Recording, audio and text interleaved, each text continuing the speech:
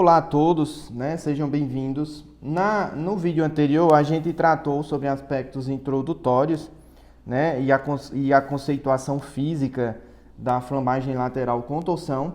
E agora eu vou apresentar para vocês algumas equações para que a gente determine a resistência de uma viga, né? A resistência de cálculo, de acordo com a NBR 8800, com relação à flambagem lateral com torção. Então, lá no anexo G da norma, na tabela G.1, né, tabela G.1,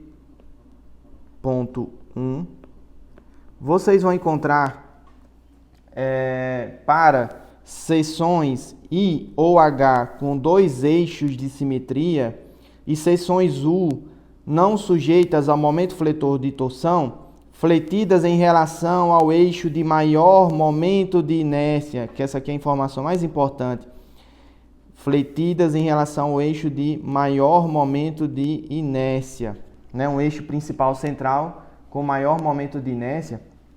Então, nessas seções aqui, ó, nessas seções fletidas em relação ao maior momento de inércia, o momento fletor, né, que provoca ali a flambagem elástica da nossa viga, né, ali no comprimento destravado dela, é dado por essa equação aqui, ó.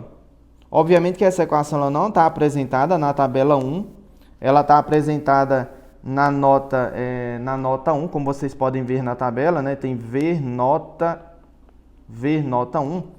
E aí ela mostra que o momento fletor crítico que provoca a flambagem lateral com torção no regime elástico é dada por essa equação aqui.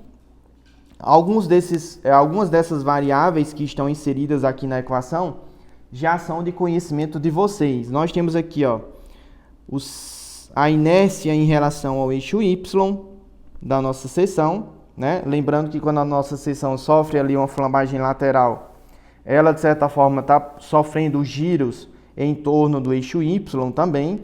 Nós temos aqui o LB, que é o comprimento destravado da nossa viga, ou seja, se eu tenho aqui o nosso elemento estrutural, tenho aqui a nossa viga, né, ó, contínua, o LB é a distância entre pontos travados lateralmente, ou a distância entre os vínculos de garfo na nossa seção. Ou seja, as seções que estão contidas lateralmente, né? Esse aqui é o meu LB. E aí, cada seção contida lateralmente está impedida de sofrer giros em relação ao eixo longitudinal, né? Em relação ao eixo longitudinal, que é o meu eixo Z, tá bom? Então, LB é o nosso comprimento destravado, comprimento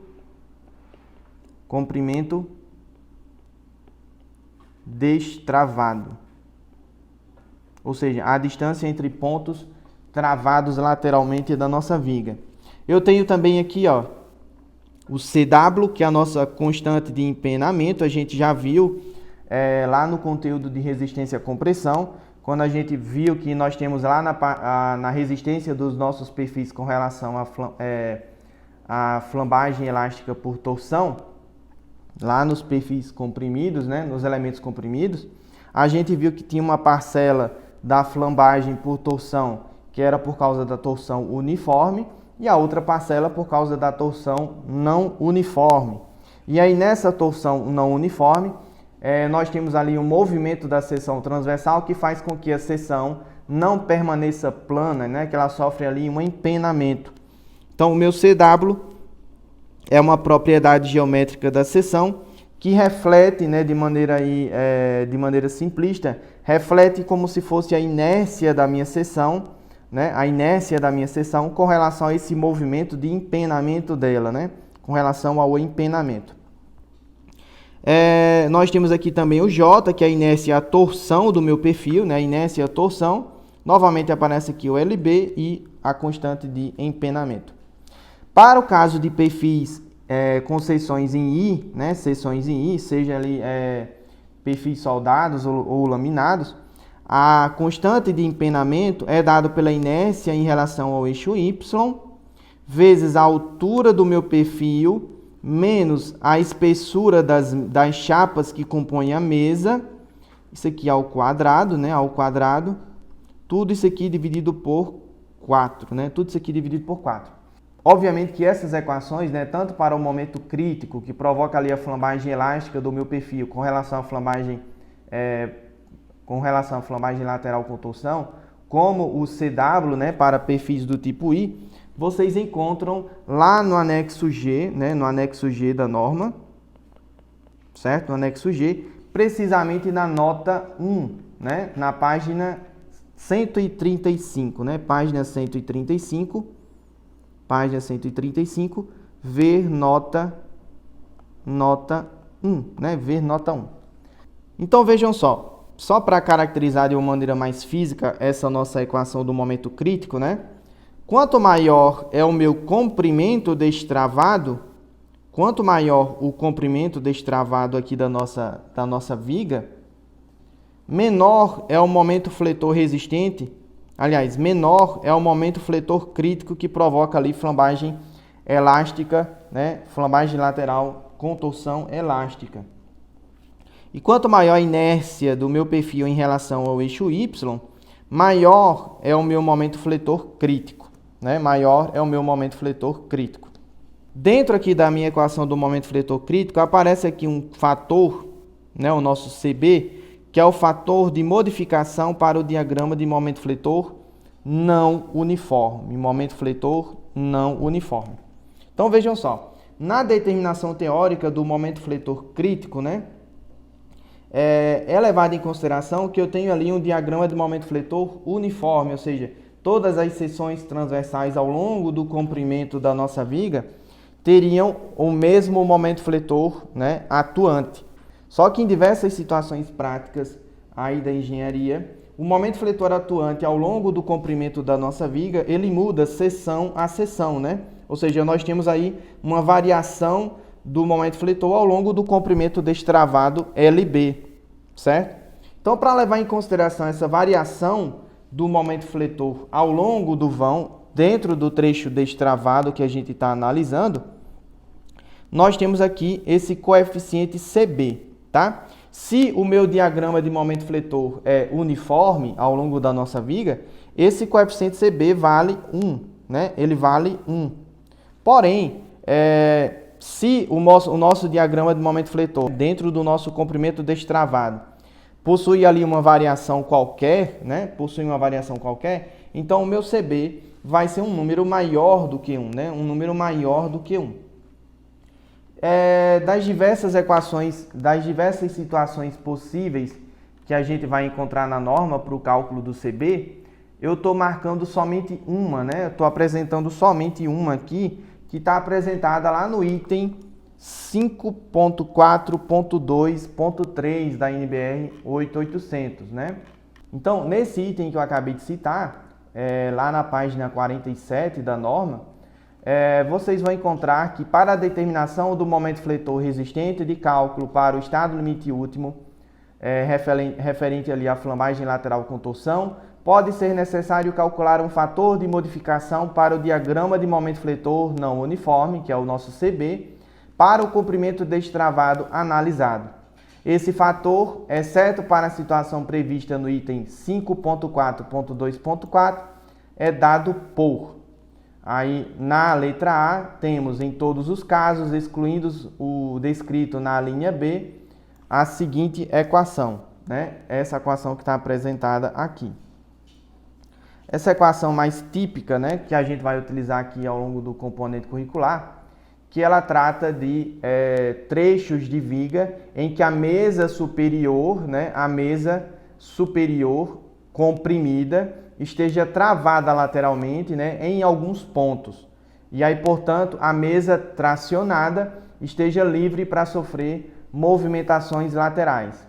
Mas eu peço que vocês leiam quais são as outras situações que são apresentadas na página 48 e na página 49, né, na página 48 e 49, para que a gente aplique essas outras situações na determinação do CB, dependendo da condição de travamento lateral da mesa superior da nossa viga ou da mesa inferior, e também com relação à distribuição de momentos fletores. Então, pensando aqui em trechos de viga, né, em trechos destravados de viga, em que eu tenho a mesa superior travada lateralmente e essa mesa superior está ali comprimida, né? Eu tenho que o meu CB é dado por essa equação. Eu tenho aqui, ó, 12,5 vezes o momento fletor máximo que eu tenho naquele trecho destravado, né, ao longo de todo aquele trecho destravado. Para essa figura que está aqui apresentada, o momento fletor máximo ao longo desse comprimento destravado, né, o momento fletor máximo ao longo desse comprimento destravado, é justamente o momento fletor nessa seção transversal aqui, ó. Tá? O momento fletor nessa seção transversal, certo? Obviamente que a figura está aqui aproximadamente em escala, então a gente imagina que o momento fletor máximo seja o dessa seção, né? O momento fletor MA, que aparece aqui na equação, é o momento fletor a 1/4 do comprimento destravado. Então, se o meu comprimento destravado tem um comprimento aqui LB, né?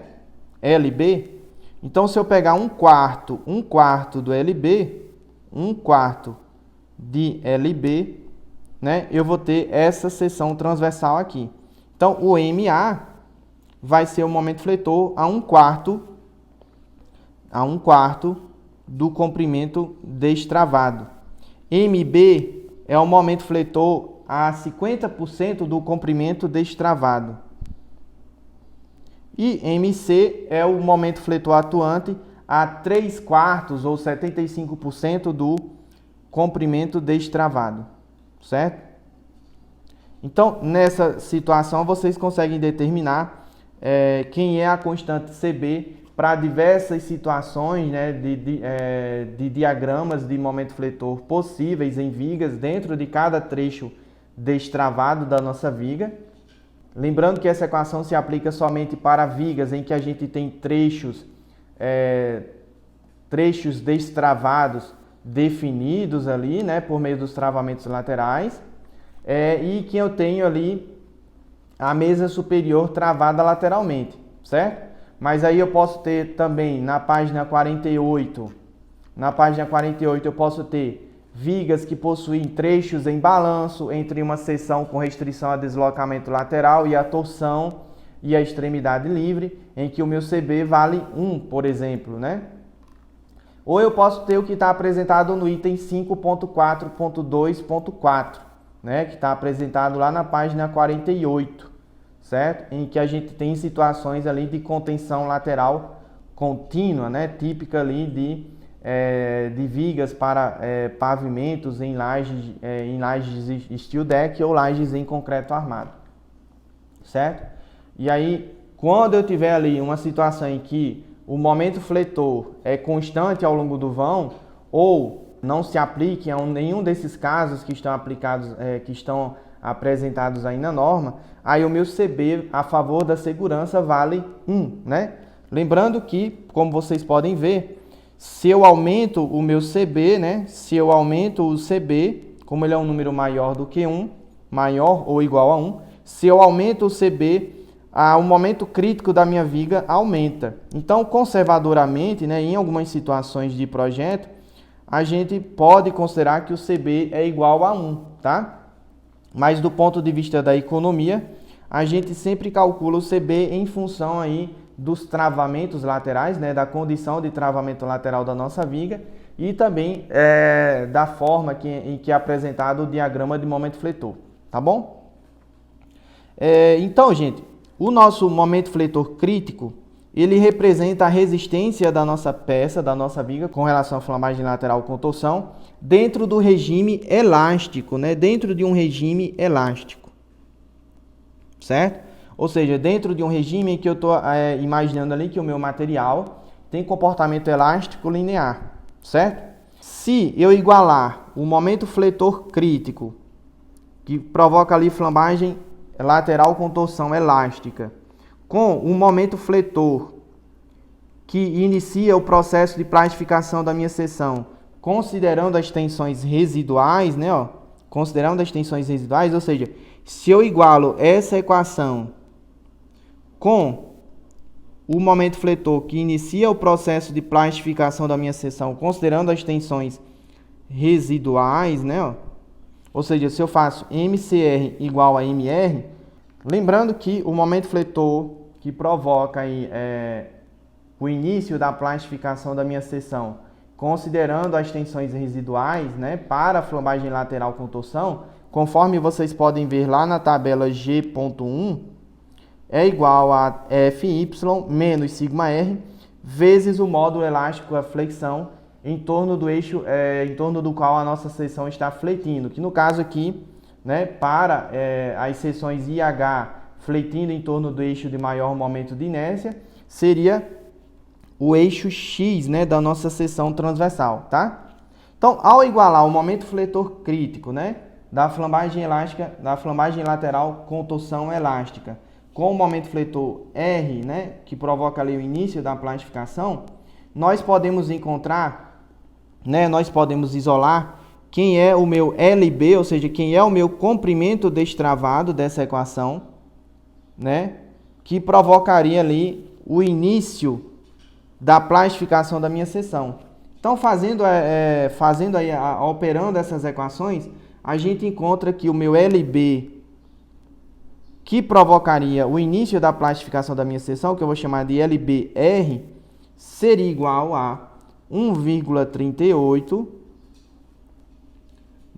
da constante do fator de modificação CB,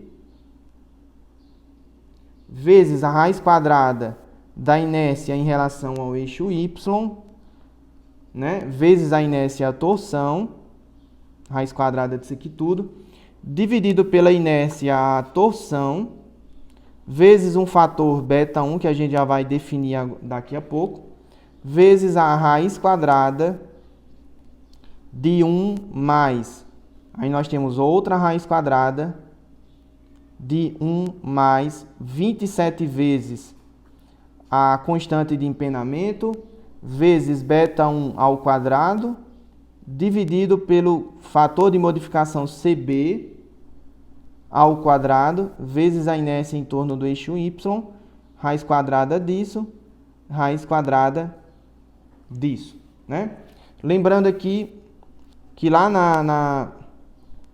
no anexo G, né?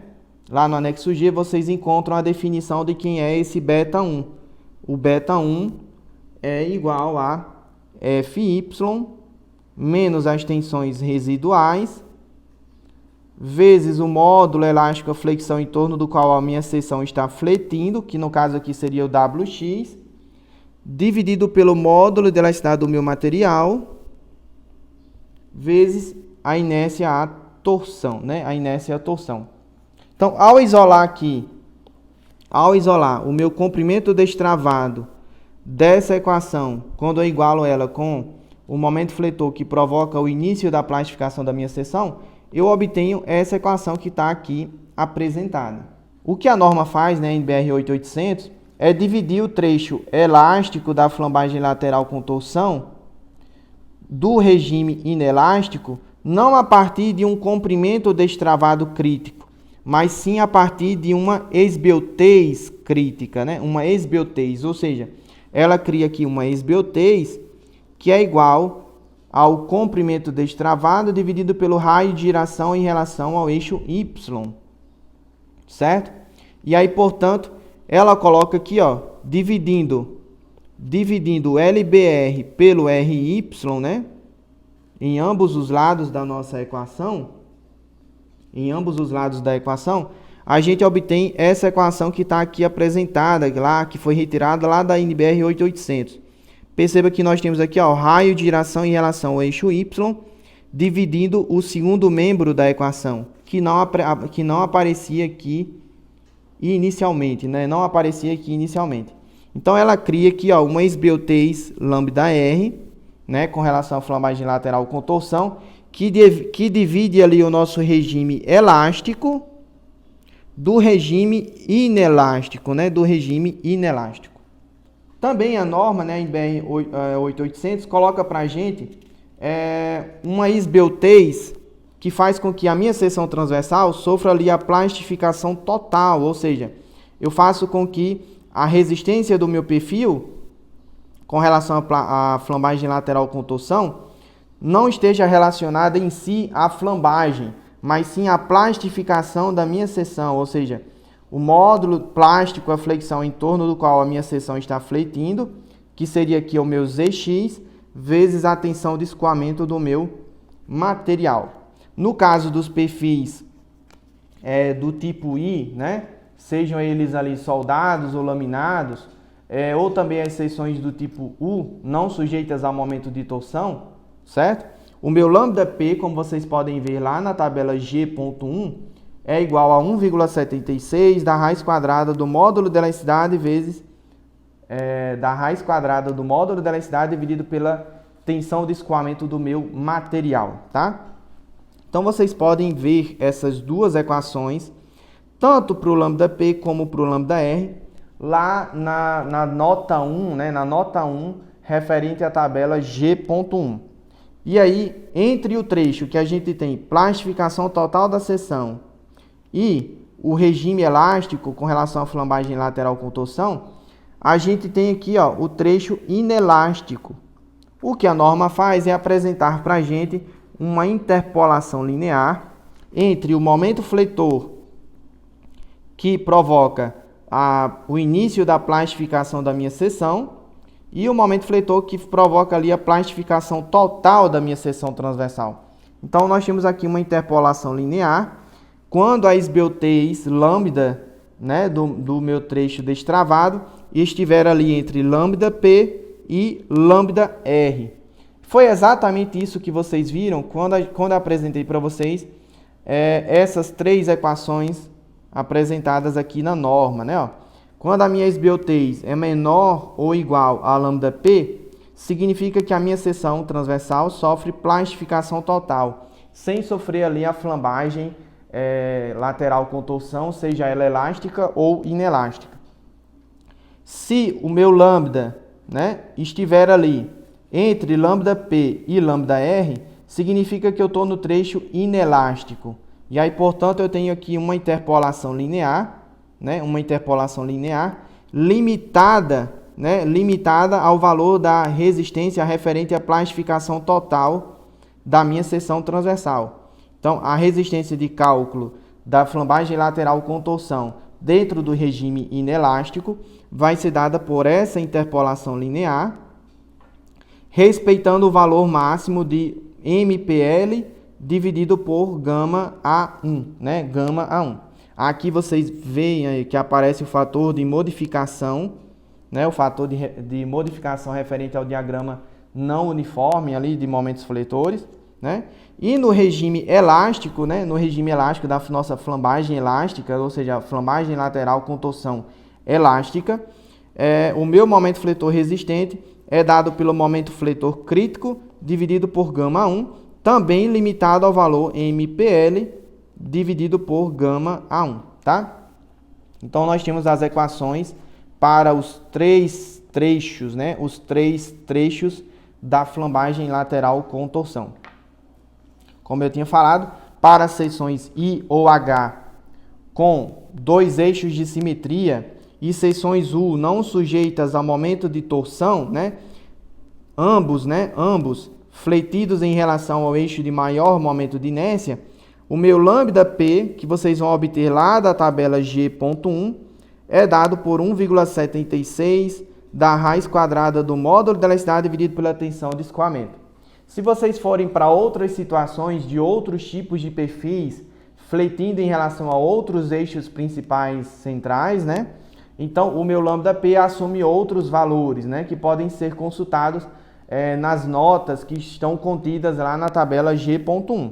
Mas para a gente não estender demais a nossa aula e também não tornar o processo muito prolixo, né?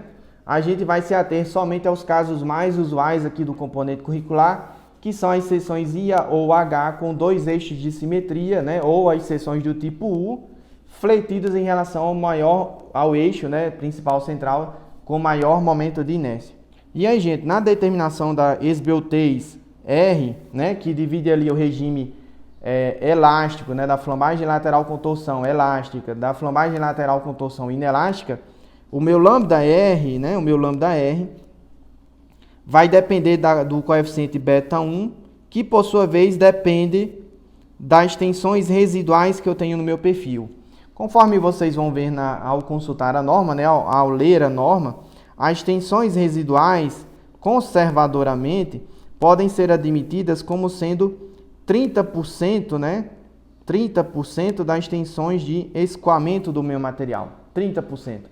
Essa consideração, né, essa observação que a norma faz, vocês podem encontrar lá na nota 5, né? A norma coloca assim: a tensão residual de compressão nas mesas, sigma R, deve ser tomada igual a 30% da resistência ao escoamento do aço utilizado, né? 30% das tensões, 30% da resistência ao escoamento do aço utilizado. Então, dessa forma, vocês podem calcular quem é o lambda R. Obviamente que essa equação que eu estou apresentando aqui se refere às seções do tipo I ou H com dois eixos de simetria, ou seções U não sujeitas ao momento de torção, fletidas em relação ao eixo de maior momento de inércia, que é o primeiro grupo que aparece lá na tabela G.1, né? O primeiro grupo que aparece lá na tabela G.1. Então, seguindo aqui o nosso fluxograma, né? Eu gosto sempre de apresentar um fluxograma com relação à determinação das resistências, né, de elementos estruturais em aço, principalmente quando nós temos diversas verificações a serem feitas.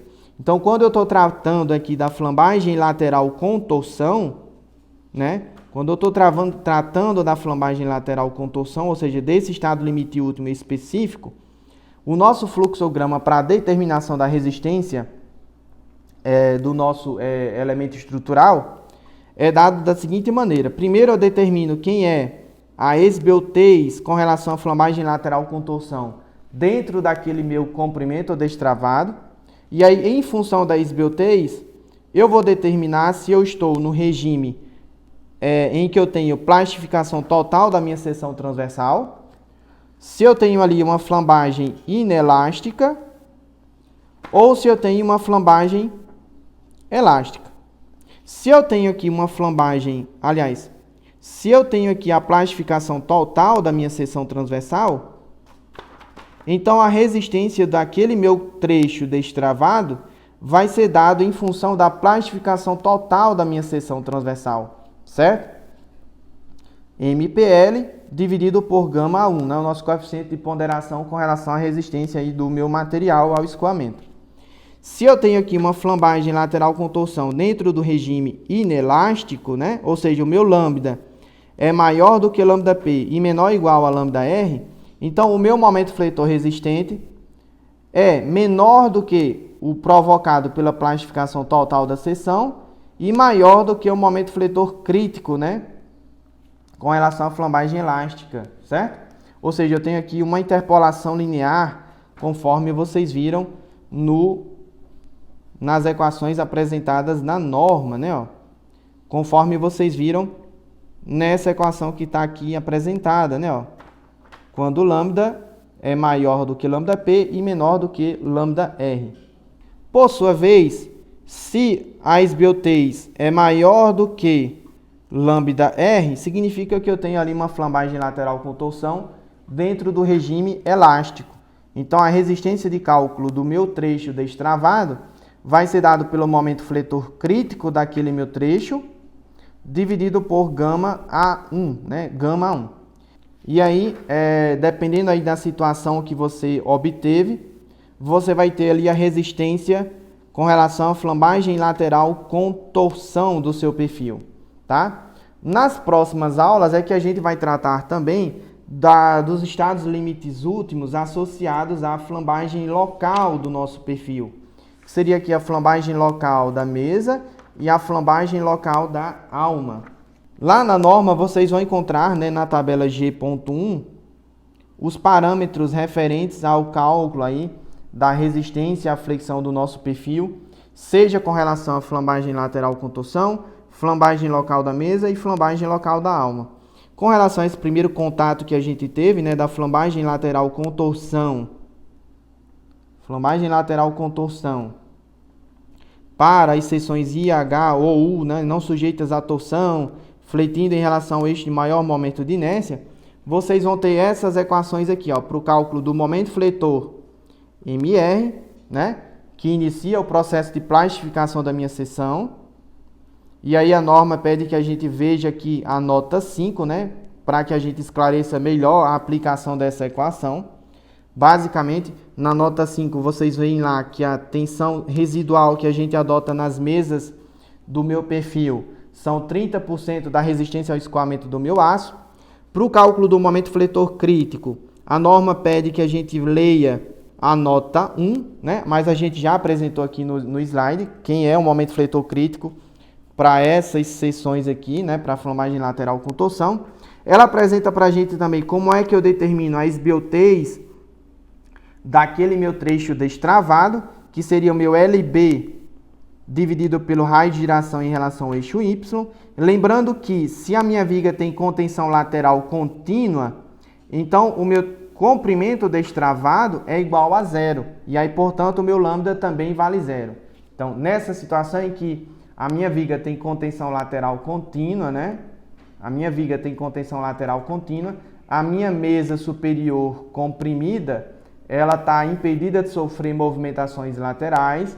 Então, para essa combinação de ações em que eu tenho a mesa superior travada lateralmente, na mesa superior comprimida e travada lateralmente, então eu não tenho flambagem lateral com torção quando a mesa superior estiver comprimida e travada lateralmente, tá? Mas a gente vai tratar de um exercício, né, com esses casos específicos de trechos, né, travados continuamente por causa da laje.